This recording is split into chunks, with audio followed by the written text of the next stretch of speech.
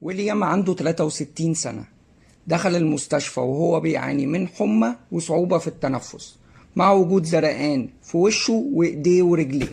ولما اتسأل الأعراض دي بقالها قد إيه، قال إن هو من 3 أيام كان كويس جدا، وبعدها ابتدى يحس بأعراض برد لكنها ابتدت تزيد جدا لغاية ما وصلت للحمى وإن هو مش قادر ياخد نفسه. الدكاترة شخصوا حالته إن هي عدوى شديدة وخدوا قرار إن هو لازم يدخل العناية المركزة.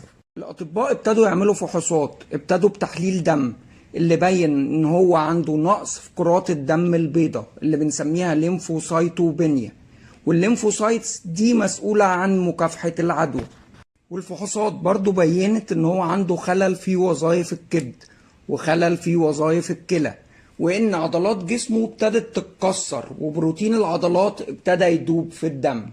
والكلى ليهم دور كبير في فلترة المخلفات النيتروجينية والأمونيا، وبالتالي أي خلل في الكبد والكلى المخلفات النيتروجينية ابتدت تعلى في الدم هي والأمونيا، وراحوا على المخ وعملوا لي حاجة اسمها برين انكيفالوباسي.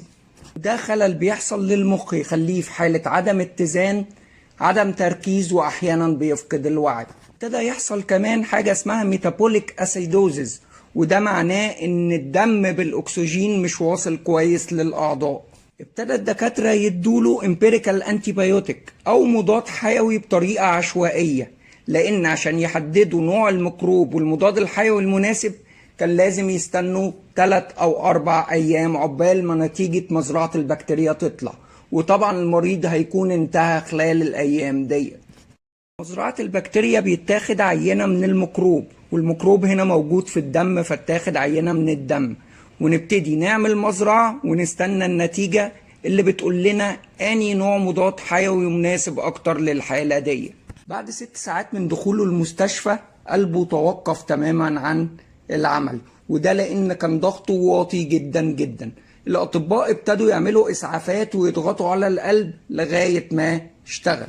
بعد 3 أيام طلعت نتيجة المزرعة، واللي بينت إن نوع من البكتيريا اسمها كابنوسايتوفاجا كانيمورسيس هي السبب. البكتيريا ديت بتعيش في لعاب القطط والكلاب. حسن حظنا إن البكتيريا ديت لما بنتعدي بيها من لعاب القطط والكلاب جهاز المناعة بتاعنا بيدمرها فورا. وحالة زي حالة ويليام بتحصل 1 في المليون، لكن ضغطه كان عمال ينزل، وده سببه ان الخلايا المناعية بتاعتنا بتطلع مواد كيميائية. المواد الكيميائية ديت بتوسع الأوعية الدموية، وعشان كده الضغط بينزل جامد، وبالتالي الدم ما بيوصلش كويس لكل أعضاء وأوعية الجسم، وبعض الأعضاء بتبتدي يحصل لها فشل وتموت. في اليوم الثامن في حاجات ابتدت تتحسن، لكن للأسف لقوا عدوى بميكروب جديد تماما اسمه كانديدا البيكانس، وده نوع من انواع الفطريات. كانديدا ده نوع من الفطريات اللي بيعيش بشكل طبيعي جدا في المعدة والامعاء وبيساعدنا على الهضم، لكن لما ناخد كمية مضادات حيوية كتير وقوية فطر الكانديدا ده يبتدي ينشط ويبتدي يدخل على الدم ويعمل مشاكل. وابتدوا الدكاترة يزودوا مضاد للفطريات، طبعا حقن وريد مع المضادات الحيوية. وفي التوقيت دوت الحرارة ابتدت تتظبط وتنزل خالص، لكن بعدها ب3 أيام الحرارة ابتدت تعلى جامد جدا. وفي المستشفيات طالما الحرارة عالية ده معناه ان حصل عدوى من المستشفى بنزلة رئوية او اللي بنسميها هوسبيتال اكوايرد نمونيا.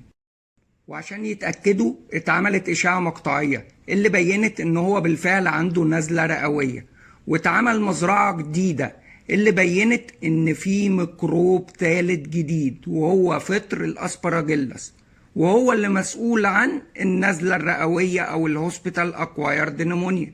بعد 4 أيام الدم اتقطع تماما عن الاطراف، فاضطروا يبتروا الايدين والرجلين. ابتدى يبقى فيه مية على المخ تضغط على اجزاء من المخ وحصل فيها تلف تام، وطبعا احنا عارفين التلف في اجزاء المخ irreversible يعني مستحيل ترجع تاني طبيعية، وكانت ديت النهاية.